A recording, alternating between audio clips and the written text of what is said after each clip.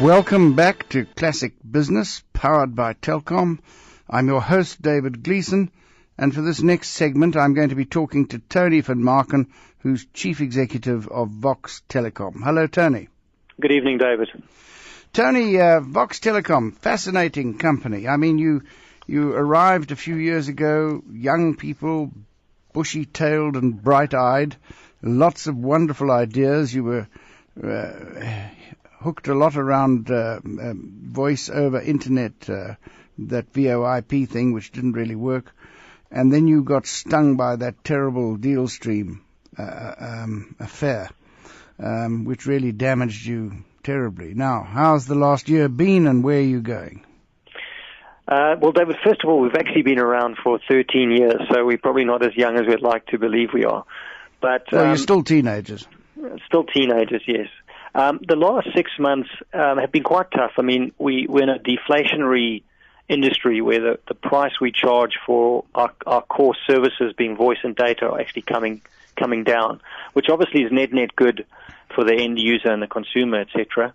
I mean, during the period, although our revenues were down 1% and our profit is down, we increased our cash generation to 112 million. Yes, I do see that, yeah.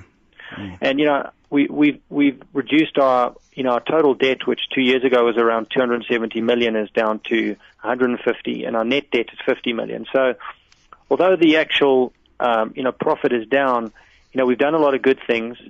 But the main reason we were impacted this period is we made a decision to no longer activate SIM cards that we use for least cost routing. And this is related to the drop in interconnect rates. So typically we would have generated about 35 million rand in connection incentive bonuses for the period, which we didn't. So if you actually strip that out on a like-for-like basis, all the businesses have operated quite well. Yes, you've got a tremendous number of sort of wholly owned subsidiaries, I notice, and your cash generation, as you said, was particularly good. I see that you're hooking a lot around number portability. You're obviously hoping that will bring increased revenues.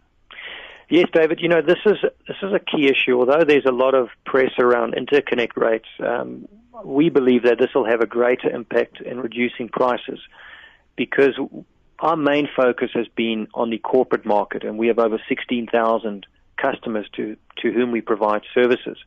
However, although we have a very competitive voice offering compared to Telkom, customers don't want to change their phone numbers. Yeah. It's just inconvenient. I must tell you, I have just done exactly that. And of course, I have not changed my number because I'm very reluctant to do so. People get to know exactly what your number is over a long period of time.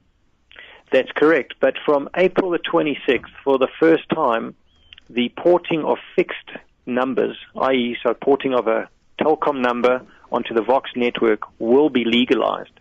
And that's a real game changer in the South African telecom industry. So we can go to corporates who perhaps have 35 numbers or 135 numbers and port all of them onto our network and give them a saving. So from our perspective, that's something we've been waiting for over 10 years.